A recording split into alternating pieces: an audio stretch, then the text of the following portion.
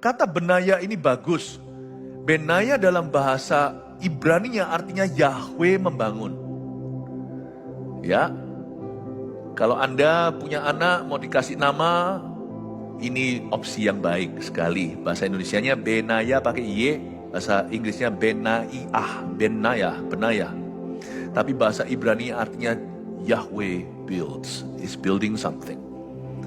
Orang yang tidak banyak bicara namun bekerja lebih banyak adalah orang yang membangun sesuatu yang lebih permanen dalam hidupnya. Orang yang tidak terlalu menghiraukan apa kata orang, tapi dia konsentrasi pada panggilannya dan setia dalam perkara sederhana, dari yang perkara kecil sampai perkara besar, dia betul-betul fokus lakukan terbaik untuk Tuhan. Orang begitu biasanya Tuhan mau membangun sesuatu dengan dia.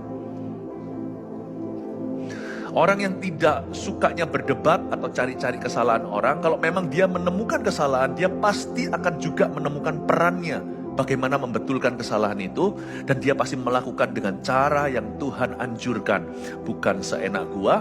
Orang seperti itu biasanya diberi Tuhan kepercayaan untuk mengawasi pekerja-pekerja yang lainnya, alias Tuhan akan angkat dia menjadi mandor-mandornya Tuhan. Orang yang tidak sukanya berdebat dan memenangkan perdebatan dan membuat merasa dirinya lebih hebat dari orang lain, tapi orang yang sungguh-sungguh menguji dirinya dulu dan menemukan talenta yang Tuhan beri, lalu dia kelola sebaik-baiknya, biasanya dengan orang seperti itu Tuhan akan membangun sukses yang sifatnya diturunkan ke generasi-generasi berikutnya. Tuhan itu akan langganan dengan orang demikian, dan dia akan membangun sesuatu yang jauh lebih permanen dengan orang-orang begitu. Bahkan bisa-bisa keluarganya juga dipilihi sama Tuhan. Orang-orang sekelilingnya pun satu-satu jadi. Kata benaya di sini itu artinya Yahweh builds. Yahweh is building something. Bagus sekali. Dia anaknya Yoyada. Ya. Dia bin Yoyada. Siapa Yoyada? Alkitab memberi kita informasi yang kira-kira. Di satu sisi dia itu disebut sebagai orang yang gagah perkasa, sisi lain di Tawarik dituliskan bahwa dia adalah imam kepala. Kemungkinan besar orang ini adalah orang yang hebat di dunia sekuler, papanya ya, tapi dia juga hebat di dalam pelayanan. Jadi Yoyada ini something, he's also a somebody. Cuman kan gak terlalu banyak diceritai. Selanjutnya Benaya bin Yoyada, anak seorang yang gagah perkasa. Berarti Benaya adalah second generation success. Dia adalah generasi kedua sukses dalam keluarga. Coba lihat ya, trait-nya ya. Orang kalau sungguh-sungguh yang berhasil versi Tuhan ya, ini bukan ceramah motivator ya. Ini adalah prinsip kerajaan Allah dan kebenaran yang bisa diterapkan segala zaman. Gak peduli situasi kondisi, sukses yang diberikan oleh Tuhan dalam kehidupan seseorang itu biasanya diperoleh ya, bukan dengan instan. Tapi orang itu diajari Tuhan prinsip-prinsip kerajaan. Di antaranya adalah tidak banyak bicara, tapi banyak bekerja. Dan sukses yang diberikan ke keluarga ini turun-temurun loh. Kalau Anda kira yang hebat papanya, Benaya juga hebat. Banyak prestasinya, nanti kita akan baca satu-satu. Tadi kan saya sudah bacakan, dia newaskan ini, bunuh itu dalam perang ya. Dia banyak yang namanya achievement dan pencapaian, tapi dia tidak memohon pujian dan dia tidak menunggu penerimaan atau pengakuan. Dia kerja terus, berbuah terus, peduli amat kalau dia dinyanyikan seperti Daud suatu hari dulu. Daud pun tidak mencari pujian sia-sia.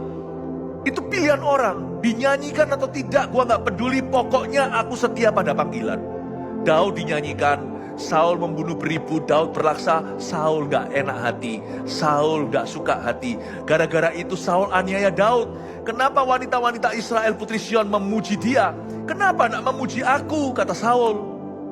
Lihat ya, orang gak bisa berhasil lama sama Tuhan, terkoyak kerajaannya, kalau dia terlalu memperhatikan apa kata manusia, dan dia juga terlalu banyak pencitraan, terlalu banyak ngomong dan beropini. Lihat, Saul gak lama jadi raja, dan akhirnya runtuh semua yang dia bangun. Daud gak minta itu. Malah Daud berkata, kalian tuh jangan nyanyi begitu gara-gara perempuan-perempuan ini nyanyi begini. Aku sekarang dikejar-kejar sama raja tua ini. Daud juga gak minta sih. Terlebih lagi Benaya, malah justru gak diperhatikan. Tapi kalau Anda baca, dia dari keturunan orang gagah perkasa. Papanya dia namanya Yoyada, makanya dia disebut anak seorang yang gagah perkasa. Tawarik berkata, papanya juga imam kepala. Kalau Anda kira cuman sampai Benaya, coba kalau Anda baca di Tawarik, gak apa-apa hari ini gak usah baca semua, nanti suatu hari kalau Anda baca Alkitab lebih tertarik.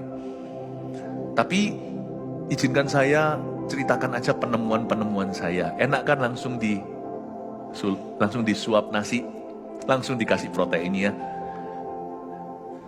Anaknya Benaya suatu hari punya 24.000 staf di Tawarik.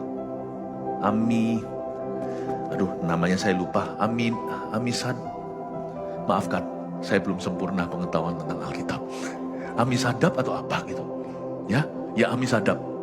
24.000. Waktu Benaya sama-sama di grup itu. Puak-puak dan kaum-kaum suku-suku. Yang waktu kerja, waktu libur. Diatur per hari, per bulannya siapa giliran. Waktu giliran keluarganya melayani. 24.000 staf yang dituntun, yang dipimpin. Benaya tidak punya manajemen administrasi skillnya seperti anaknya. Putranya dia yang memimpin 24.000 orang itu. Benaya di dalam kelompok itu. You see? Orang yang tidak banyak bicara, namun terus bekerja, turun-temurun berhasil. Coba lihat kalau orang hanya gosip dan fitnah, kepahitan lah, cuman gaya. Coba lihat ya, dia sendiri redup, bawah-bawahnya gak kelihatan.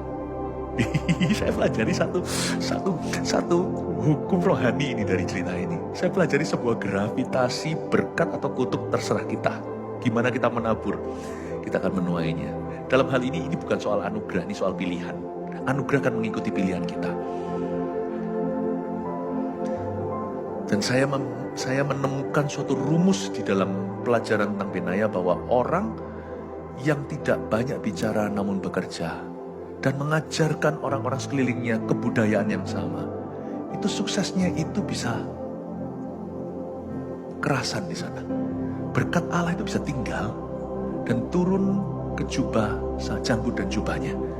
Dan dia tidak berhenti di satu orang atau satu waktu atau satu generasi pula. Dia itu akan turun-temurun menjadi legacy atau menjadi warisan. Yoyada, Benaya, Amisadab. Luar biasa ya.